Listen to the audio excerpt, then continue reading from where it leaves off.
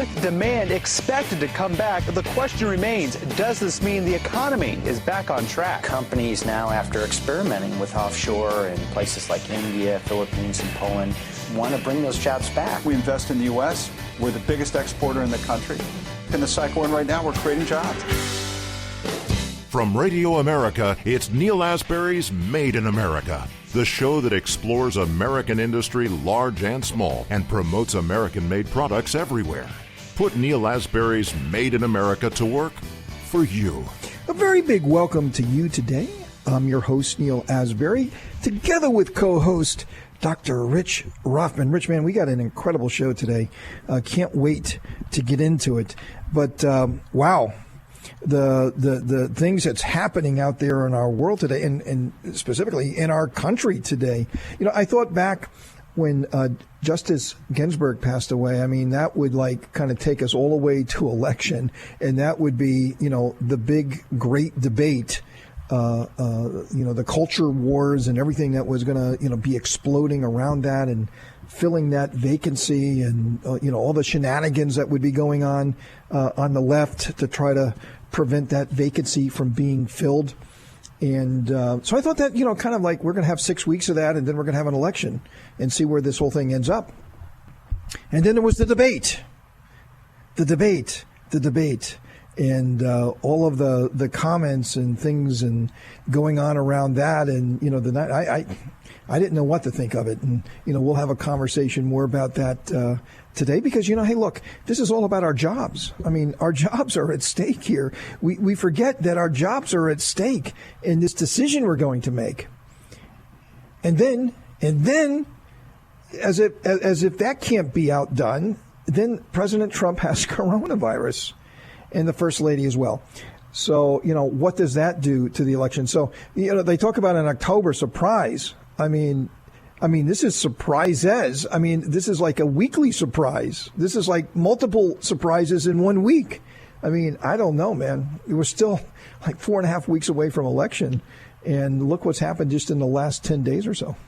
Yeah, well, I have been saying, for a long, long time, that as we get closer to the election, we are going to see things that we never thought that we would see politically.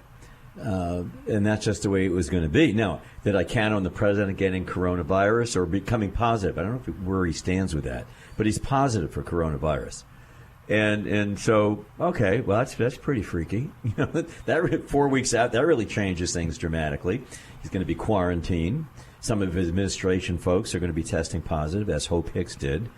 So that's something. Then I watched the debate, and well, if you want to call it that, I mean, I was on the debate team for 3.5 years at SU, and I could not get away. We'll talk about this later. But if I called my opponent an idiot or stupid, or told my opponent from Cornell to shut up. You're a clown. You're a clown. I mean, I don't want to say anything, but I'd be thrown off the bloody team. So, all right, so that's pretty interesting. I thought that was kind of creative, and that was fun. Then I'm watching the jobs, and I'm watching jobs come back, and I'm watching how now it's Trump's recession. You notice how they kind of group all of this into sound bites. So it's Trump's recession. You're a loser president. You're the first president to ever leave office with fewer people working. And then when you came into office, we gave you a strong economy. I mean, it is so awful and so outrageous. So I'm kind of primed for it because I think it really hasn't hit the fan yet. More stuff is going to come down. And the Democrats are going to absolutely capitalize on every one of these things that occur. And I can't wait over the next 48 hours to see how they market, play, take advantage of, use for leverage the fact that the president has tested positive and can't go. I mean, this gives Biden every opportunity in the world to say, well, I'm not going to debate with him. I can't be in the same room. We can't do a debate. We can't do a debate. We could be in separate places, but none of us like that, so we're not going to have a debate. So that's not going to happen. Oh, and by the way, he's a real idiot because he got the coronavirus, and I'm in the basement. But I don't get sick. I get feeble, but I don't get sick. Well, a lot more to talk about that, and well said and well summed up. And but let's get back to jobs in our economy, and creating jobs and the policies. And remember, here here at Made in America, man, we're all about policy. We're not about personalities. We're about policy. We want to talk about policies and have those discussions because that's where the rubber meets the road. That's where the jobs are created, or that's conversely where the jobs are lost. We're very pleased to have on the show our very first guest today, Frank Lasee. He is the former Wisconsin state senator. He's the past president of Heartland. Heartland, we love Heartland. We've had many guests from Heartland. And he's also a former member of Governor Walker's administration. Frank, welcome to Made in America. Oh, thank you. Thank you for having me on. So keeping on the topic of the debate, the Green New Deal came up. The Green New Deal came up. And, you know, it was there. It's kind of towards the end, but it definitely came up. And President Trump, I believe, rightfully saying that a President Biden, should he get elected, would be beholden to the left, the radical left, and their Green New Deal. Now, you know, Biden says, well, that's, you know, not my policy, but it's on his website as the foundation of his policy.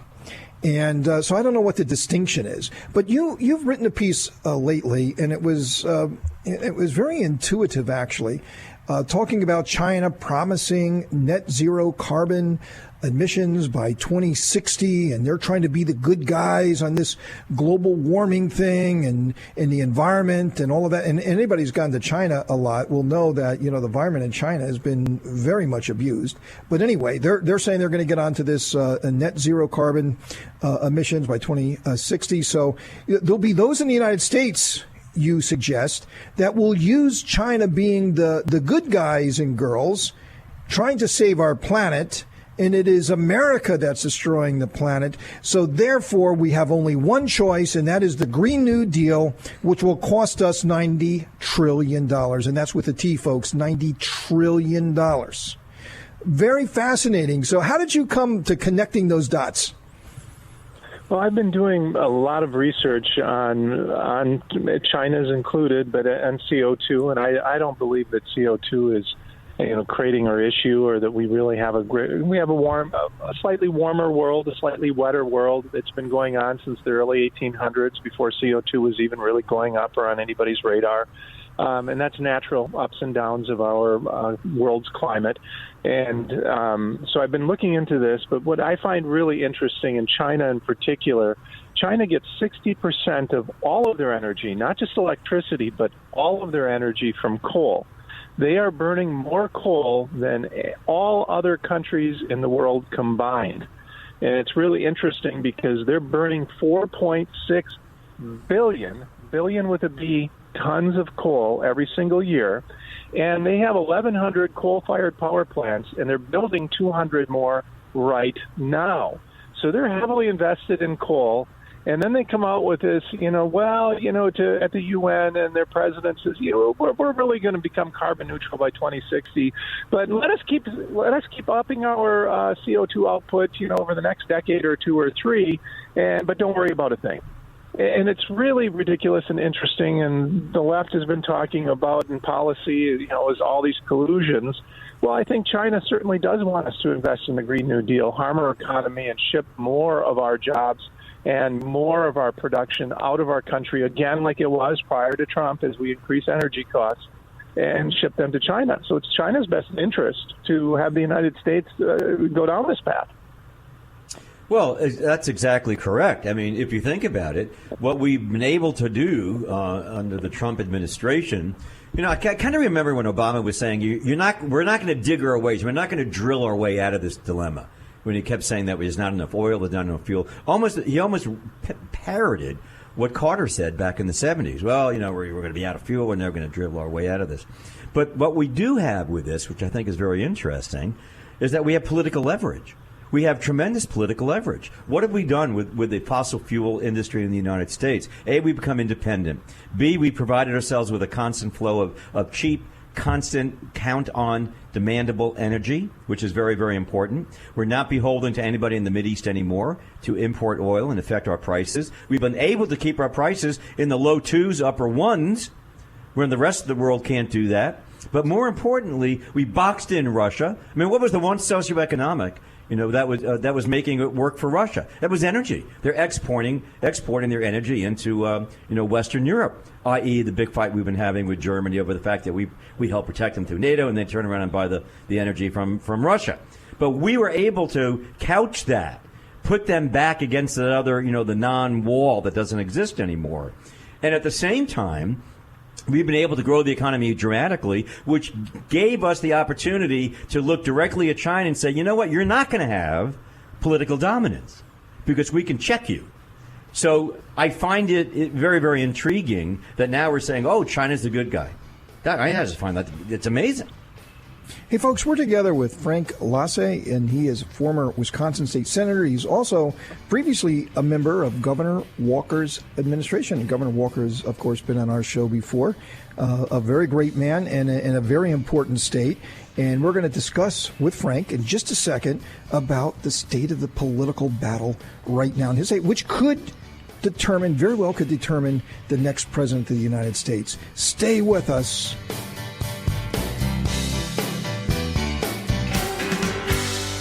Made in America.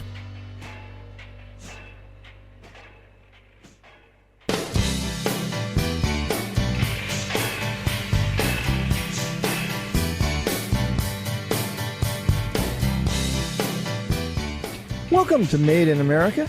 I'm your host, Neil Asbury, together with co-host Dr. Rich Ruffman. And we're together with Frank Lasee. He is the former Wisconsin state senator, past president of Heartland, and former member of Governor Walker's administration in Wisconsin. Frank, it is a battle deluxe going on in your state right now.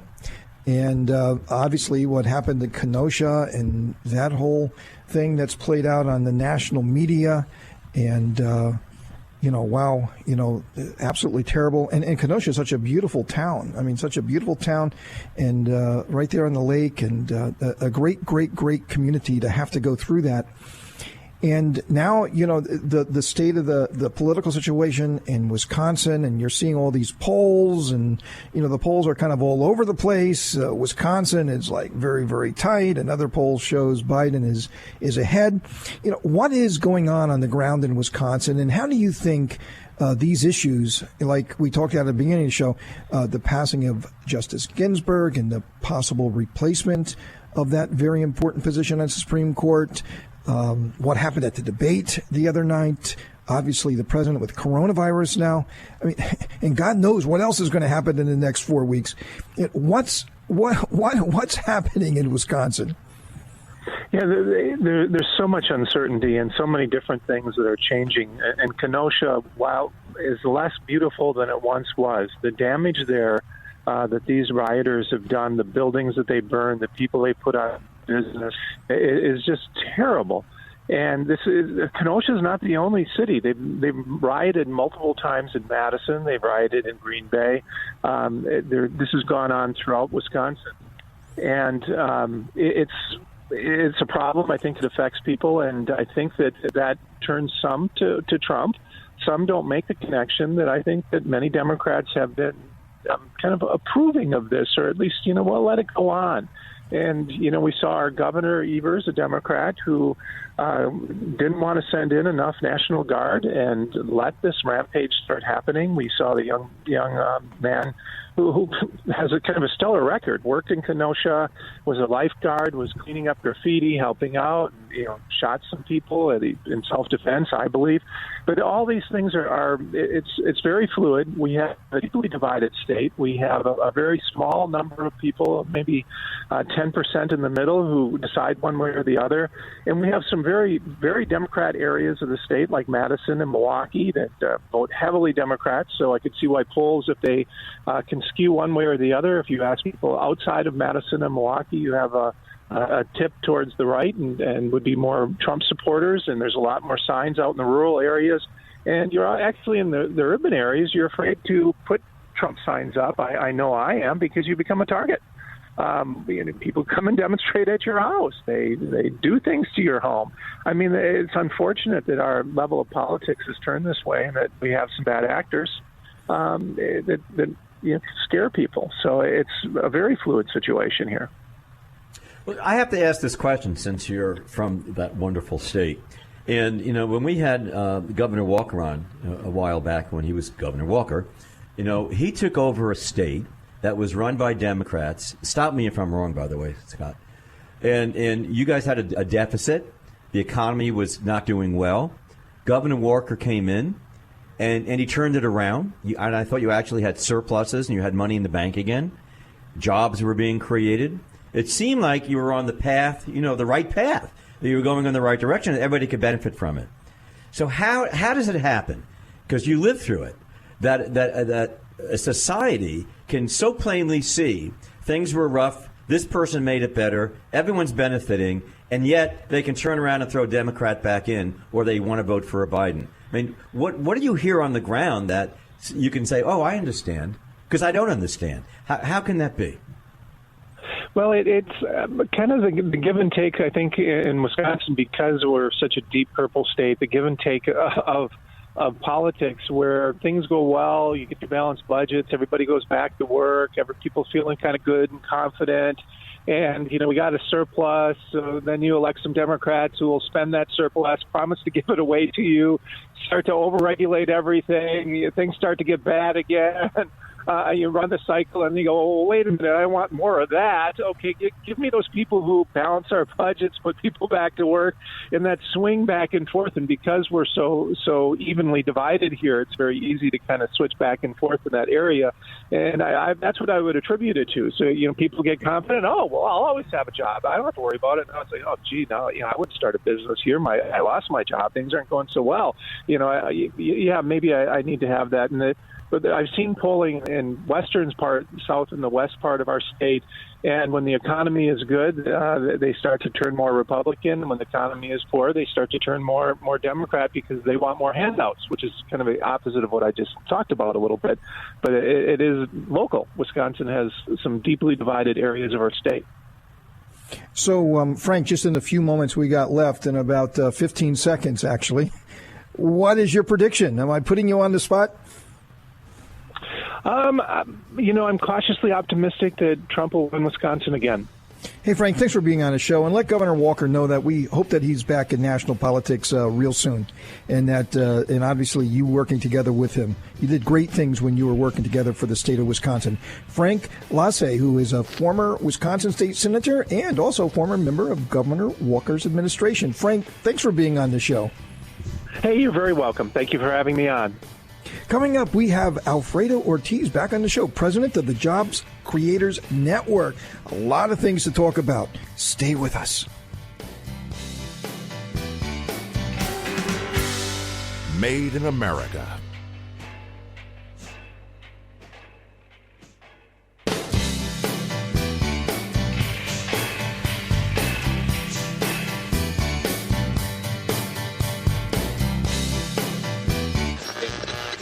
Sharply higher at the open, stocks continued to perform well over the course of the day Tuesday. And I think that bodes well here over the next couple of years for having bigger demands coming to this country. Now, more of Neil Asbury's Made in America. Welcome to Made in America. I'm your host, Neil Asbury, together with co-host Dr. Rich Rothman. Hey, Rich, man, Wisconsin, very, very important state coming up in the election. Personally, I think it's going to come down to Pennsylvania. Personally, I think it's going to come down to Pennsylvania. And by saying that, I'm assuming that the president is going to win Florida. He's going to win North Carolina. He's going to win Ohio. Arizona, I'm not so sure, though he's doing much better than McSally, who's running for Senate. And but I still think he'll pull that off. But the upper Midwest and the blue wall in the Midwest, Michigan, Wisconsin, we just talked about Wisconsin, Pennsylvania, very, very important. Now, he can afford to lose, a couple of those states. I mean, he could afford to lose Wisconsin. He could afford to lose Michigan, but he's going to have to hold Pennsylvania. That's my prediction. Take it or leave it. That's my prediction. That's right. But, let's talk about jobs and jobs, and more jobs, or, the loss of jobs. And we're just talking about, the Green New Deal just a moment ago with Frank Lasee from Wisconsin, and talking about how China is trying to do this smoke screen and mirrors with their commitment to zero carbon emissions by the year 2060. To kind of push the United States into the Green New Deal. If they're doing that, we got to do something. And the Green New Deal is what some in our country are proposing. And $90 trillion later, and tens of millions of jobs, exported to China, we're left here with the crumbs. But it doesn't have to be that way, folks. It doesn't have to be. We could have the strongest economy in the world. We can get this thing going, and we could have another 100 years, another American century. And but we could also be crawling on our knees with our hands out. I mean, that is two starkly outcomes, but they're both possible. That's exactly it. You just used the word. It's never been that stark. You go down one. This is sort of like choosing the red pill or the blue pill. From Morpheus. And if you take the wrong pill, you're going to wind up in a really bad place. If you take the other pill, you're going to wind up in a really good place. The answer is that stark. Your decision is that clear. I don't think there's any confusion. There's no gray matter in between. Either you're going to go one way, and it's going to go really bad for everybody, except for the elites, of course. And then you're going to go the other way, and you get a shot. The way we did for the last 3.5, almost 4 years. So I'm anxious to hear what Mr. Ortiz has to say. Well, that's a great segue for Alfredo Ortiz, the president of the Job Creators Network. He's been with us before, and he is with us again. Alfredo, welcome to Made in America. Neil, thank you very much for having me back. Dr. Rothman, good to hear your voice as well. I always love being on your show. So Alfredo, and I remember back in what would have been 2012. I remember doing a show back in 2012, and it was the last Department of Commerce. I guess it would have been 2011 because the election. The election, yeah. Right? No, it was 2012. Just in October 2012, before the election, where we voted on President Obama's second term, and of course his challenger was Mitt Romney. And in that last jobs report by the Department of Commerce, that the unemployment number, kind of suddenly went down, and everybody was screaming, "Oh, no, you're manipulating the numbers." It's, for the whole first 4 years of the Obama administration, unemployment was in double digits. Double digits the whole time. Mm-hmm. And then just at the very end, it broke into single digits. Yes. Remarkable. Yeah, I thought it was remarkable. Right. And it just, all of a sudden, in 1 month, it really dipped. But it dipped to still, I think it was still over 8%, but it was a single digit. So here we just go through this huge pandemic. And, the biggest thing that the world has ever seen, the dislocation of our economy, the amount of people that was laid off and out of work and so on. And the unemployment numbers were released today or this week, that the unemployment has went down from 8.4% down to 7.9%. So despite this massive pandemic, the unemployment number is still lower than it was during the Obama administration. I find that fascinating. Despite what we just went through, that the unemployment number is still as low as it is, considering where we've been. What do you think? Yeah, that's absolutely right. And I have to tell you that I was really glad to see that number. I was kind of targeting and really looking at that magical 8% number. If you look in history, across the board, no president really won re-election with double-digit unemployment numbers. And so having that 8% unemployment rate, I think, was a very critical number that we saw today. And, when you look back, it's over 11 million jobs really have been added back in the past, basically 5 months, which is just unbelievable. I mean, the speed at which this recovered. And this is despite the fact that we still have governors, right, that are still pushing for shutdowns and are still delaying, openings of restaurants and stuff like that. I mean, thank goodness, folks like Florida and stuff like that have opened things up, and which is good, right? Because we have to get the economy, rock and rolling. Look, the COVID issue is real. I mean, obviously, we just heard the startling announcement about the president and the first lady, and obviously our thoughts and prayers for a speedy and healthy recovery are first and foremost in our minds. And I would like to think that every American shares in that sentiment. But the recovery that we've seen is because, first of all, I think we had such a healthy recovery going into this pandemic. It's like any patient, right? The healthier you are going into an illness, the healthier and quicker you are going to be coming out of it. And we were fortunate that we had really one of the most incredibly strong economies on record when it comes to, what we had. We had record low unemployment, and this was not just, amongst the elites. This was record low unemployment across the board. We had wage growth across the board. We had the lowest unemployment rates for blacks, for Hispanics, for youth. I mean, it was really rocking and rolling, right? This pandemic, which hit us out of nowhere, which nobody could have predicted, really was minimized because of certain efforts and actions by the administration. Cutting off travel from China, for example, which we all know Biden declared as xenophobic. He insinuated or in as many words called the president racist because he cut off the travel from China. Thank goodness that he did, because our rates probably would have been up more in the seven digit range if he hadn't done that. And so, today we see, 11 million plus jobs regained. I mean, no way should we be spiking the football, though, because, we still have room to, make up some more of those jobs. But when you look at the speed at which they've been made up, if we could just get some of the governors to continue to follow the lead of some of our, fantastic governors like Florida and Texas, et cetera, and Georgia, that really have safely and smartly opened up the economies while still protecting their citizens of their state, we would, I think, even be seeing more jobs gained. And so I think it's important to really kind of footnote that. And then, also remember what Biden has said, though, that he would say, and he's been bragging about this, he would shut down the economy again if experts told him to. We know the impact that this has had, the shutdown, and we know that, we know so much more today than we did before, and we're so much further down the curve in terms of therapeutics and potential even vaccines that we don't, I think, have to go to those draconian, extremes. Hey, Alfredo, we're going to have to take a quick break. We're talking to Alfredo Ortiz, the president of the Job Creators Network. Still a lot more to talk about. Dr. Rothman is here. He's going to get in on this discussion. Stay with us. Made in America.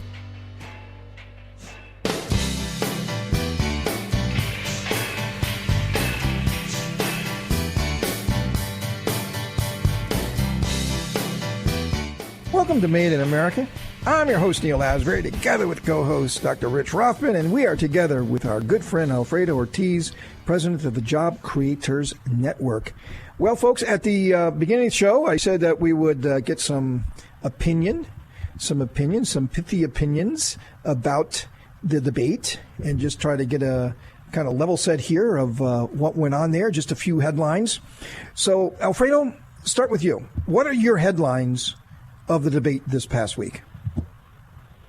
Well, I think what it clearly showed was that on some of the trickiest issues, like the packing the cord and stuff like that, Biden is not going to take a stand on it. He's not going to say what he really believes, because I think when and if he were ever to do that, I think that America would actually understand exactly the level of socialist tendencies, frankly, that are going to be part of the Biden administration, because he is very much controlled from the very far left, the AOCs of the world and stuff like that. And so, I personally probably come from a little bit of a different philosophy where, discourse tends to be a little bit more civil, but that seems to be kind of the par for the course for DC. And I think it's a challenge always to have that. From my perspective, this election will be decided on 8% roughly of the undecided. So I'm not quite sure if, that 8% really probably made up their mind and any more so than they did going into it. So I think the need to have a couple more debates, I think, is there. But it clearly showed, truly, and I have to say, one of the best lines delivered by the president, frankly, was that he did more in 47 months in his office than Joe Biden did in 47 years in the Senate.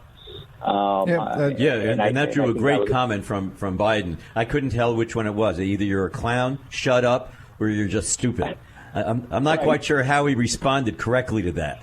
So, Rich, to get you in on this, Alfredo just said it's going to be decided by 8%, but even a subset of that, it's going to be decided by 8% in 6 states. So it's not even 8% of the American population; it's 8% of the population in 6 states. But Rich, what are your headlines? Well, what I found interesting the other night, other than the fact that I really needed some single malt scotch for a good part of the evening to get through it. But here's the takeaway from me, Alfredo. The Green New Deal. I think one of the triumphs of the evening for Trump was actually when he got Biden to say, well, I don't support the Green New Deal.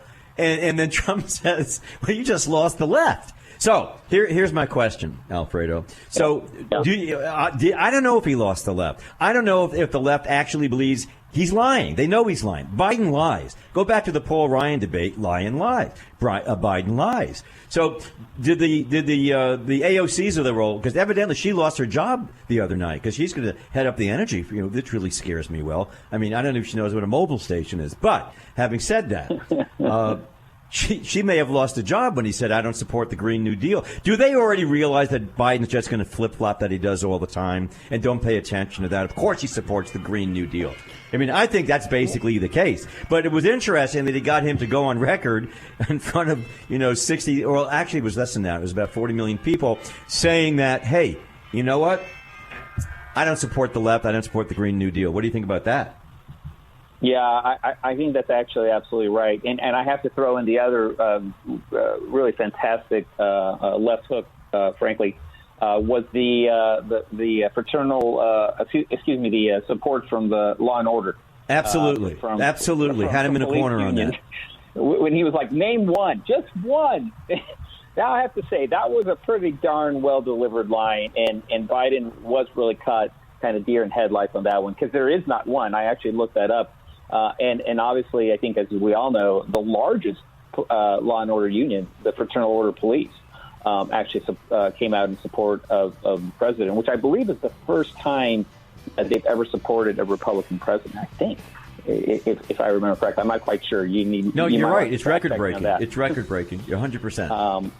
But that was very, very well done as well. And look, I mean, clearly, the Democrat Party knows that Biden gets in there. First of all, Harris really is going to be a Harris-Biden administration.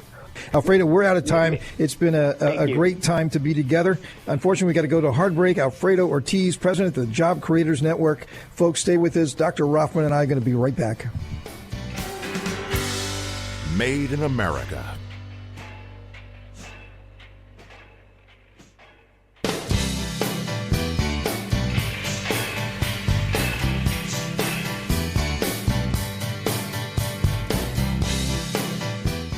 Welcome to Made in America. I'm your host, Neil Asbury, together with co-host Dr. Rich Rothman. So, Rich, man, it's flown by once again, but a lot of great content today. I mean, we talked about a lot of different things, and we kind of went here, we went there, we covered a lot of topics in a very short period of time. But, I just got to confess, I'm going to confess right here on our show, is that I've never been more concerned for our country than I am right now. This is a defining moment. Everyone needs to know that. You really have to take this seriously. Can't stay home. You've got to vote. You've got to bring everyone you know. Of course, we vote GOP. Don't forget that. Not one Democrat. Not one Democrat. You can't do it. This is the time you just can't do it. Because the differences, as you pointed out earlier, Neil, are very dire.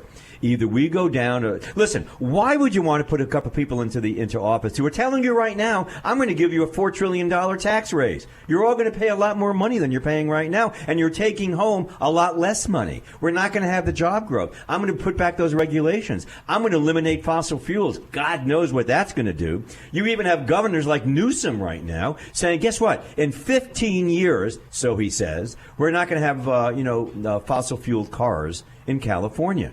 I'm sure nothing will go wrong with that. But that's the future that you're looking at. You look at Kenosha, you look at Minnesota, you look at all these other places. Let's stay there for a second, because I saw that as well. I mean, how do you do that? How do you do that?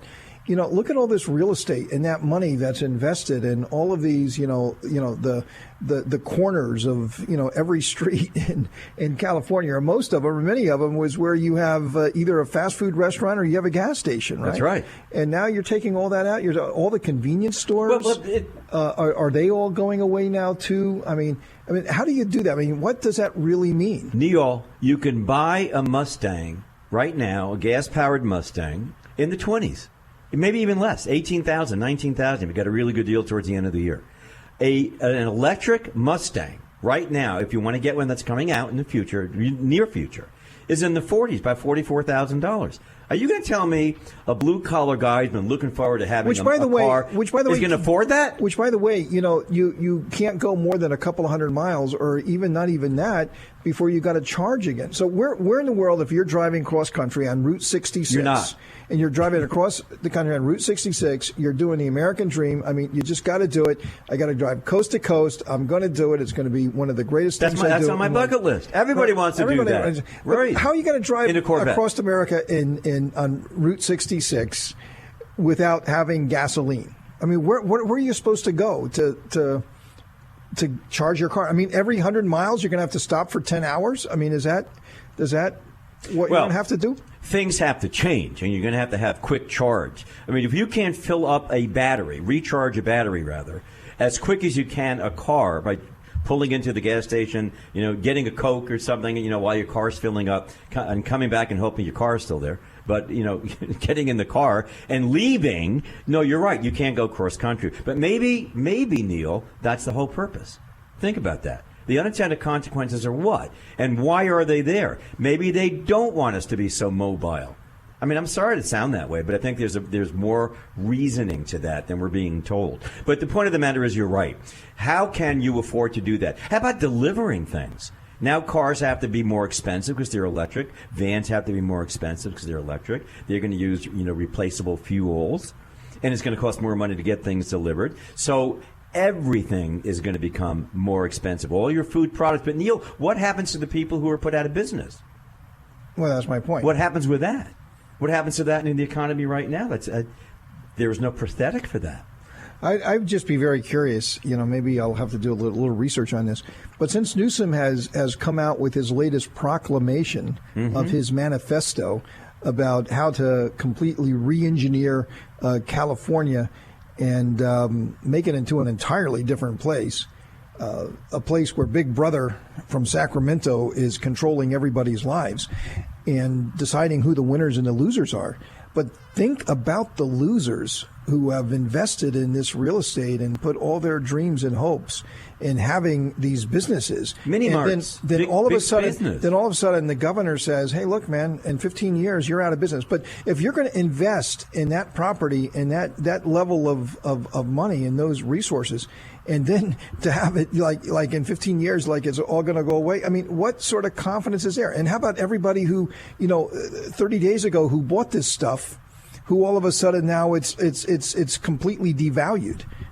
I don't know. I mean, see, Rich, they just don't think of those things. It's collateral damage. It's just collateral damage. Of course not. And Obamacare, which is another whole subject, proved it. It eliminated the 40-hour week. Well, Rich, unfortunately, we're out of time. But it's another great show. I really much enjoyed my time together. But here it is. We're going to have to wait again next week for another adventure of Made in America, where we never stop fighting for your jobs.